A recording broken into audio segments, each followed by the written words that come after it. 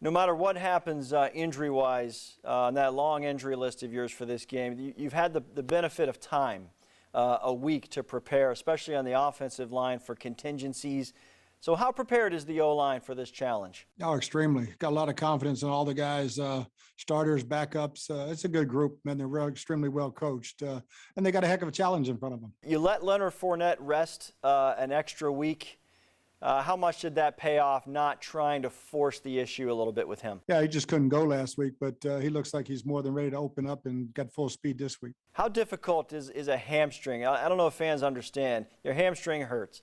For a guy that relies on open speed, how critical is it to have a hamstring be as healthy as possible? Oh, yeah. I mean, you can play with it at 80%, but running backs, receivers, defensive backs, man, they got to go full tilt. And if you can't open up, you're going to get beat. Been a lot of talk for a few days now on how each team is different from way back in week 3. That said, did you go back at all and look at that game, some of the things that they were able to exploit your team out in L.A.? Yeah, you know, that game was the first time we had crowd noise in over a year, and it was loud.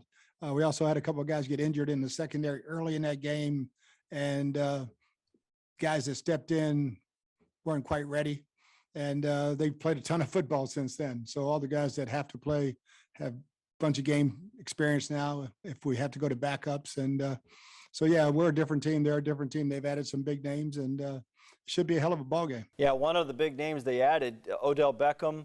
What has he done to that offense? Because it looks like Cooper Kupp's been able to get even more space than he used to have. Yeah, he's kind of taken the spot of Deshaun Jackson, but more of an every down player, and he's into the offense now. He's been there long enough.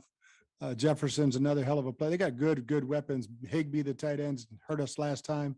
So, yeah, it's a bunch of guys you got to watch out for. Yeah, Von Miller's the name that everybody's talking about. It's almost a spoils of riches on defense for them. How challenging is that pass rush? Oh, it's a good one because it's inside and it's outside. And, you know, I think that whoever's playing tackle for us will do a heck of a job. And, you know, 99 is the guy you got to watch out for. It seems that the Rams kind of built themselves for this game, for this moment, because they fell short in the playoffs last year, saw what they needed to do.